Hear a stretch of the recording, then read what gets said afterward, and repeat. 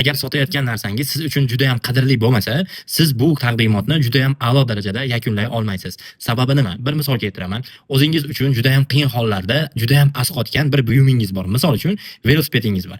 Ushbu velosipedni siz juda ham qiyin holatda qiynalgan paytingizda qimmatga olgansiz va bu sizni 2-3 yil qaysidir joylarga olib kelib sizga tashvishlaringizga sherik bo'ldi yoki g'amli kunlaringizda siz bilan barobar turib berdi va bu narsa rostdan ham juda ham sifatli. Bizda avvallari Germaniyada ishlab chiqarilgan velosipedlar juda ham mustahkamligi bilan, sifatliligi bilan mashhur bo'lgan.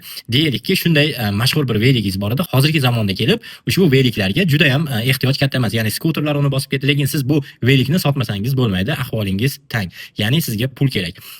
Yon atrofdagi do'stlaringizga, qo'shnilaringizga yoki tanishlaringizga bu narsani tavsiya qilyapti, taklif qilyapti, nimalar deysiz, bir o'ylab ko'ring. Ya'ni siz uchun juda ham qadrli, juda ham sifatli va qimmatga olgan narsangiz. To'g'ri, hozir bozorda boshqa raqobatlar bor va shu holatda siz uni sotishingiz kerak, sizga pul juda ham zarar. Siz ushbu velosipedga qanday ta'riflar bersangiz, hozirgi ishlayotgan joyingizdagi mahsulotlarga ham xuddi shu his-tuyg'ular bilan ta'rif berib, samimiy shaklda mijoz bilan suhbat qilganingizda juda ham zo'r natijalarga erishasiz. Bir tasavvur qilib ko'ring, juda ham qiyin narsa emas. Qiyin kunlarni boshingizdan o'tkazyapsiz va o'sha paytda velikdasiz va hozir ushbu velikni sotmoqchisiz va veligingiz rostdan ham juda ham sifatli, zo'r asqotgan va juda ham chidamli mahsulot.